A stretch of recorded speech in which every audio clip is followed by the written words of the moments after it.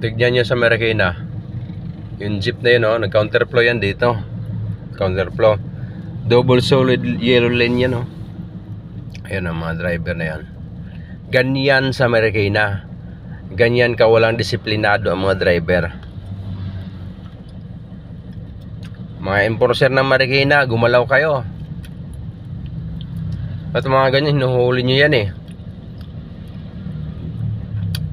Kahit nasabihin ng motor, pero okay lang naman motor na maganyan. Kaso nga lang, solid lane yan, no? Double solid lane yan, no? Yellow lane. Tapos may jeep, lahat ng mga jeep dyan dumadaan. Kasi traffic dito, lalo nagka-traffic kasi dyan sila nagka-counterflow. Tapos yung kasalubong nila ngayon, tapos bigla na silang ngayong gumaganon, kumakat sa pilit silang pumapasok. Ganyan ka walang disiplina mga driver dito sa Marikina. Shout out din sa Marikina. Dito shout out din sa government ng Marikina. Ganyan ka ganyan ka walang disiplina ang mga driver niyo diyan, lahat ng motorista niyo diyan. Ganyan. Dapat nahuli mga yan eh. Mga enforcer sa Marikina, gumalaw kayo para ano, huwag kayong patulog-tulog sa pansitan. Ganyan ka walang disiplinado yan, oh. Pinuno na nila yung ano, pinupuno na nila yung isang kabilang linya. Yun tuloy, yung kabilang linya, yun, nahihirapan na sila.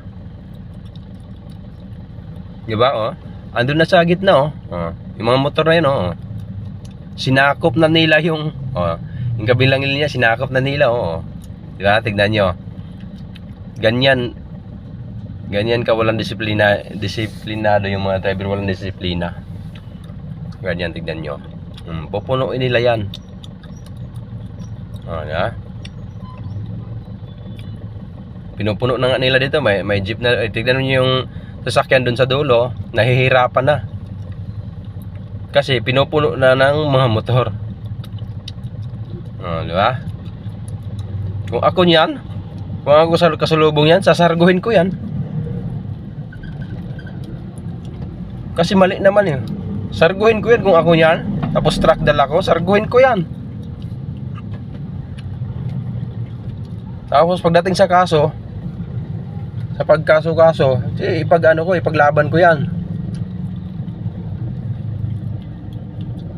Sarguhin ko yung mga kung ako yan, sasarguhin ko yan.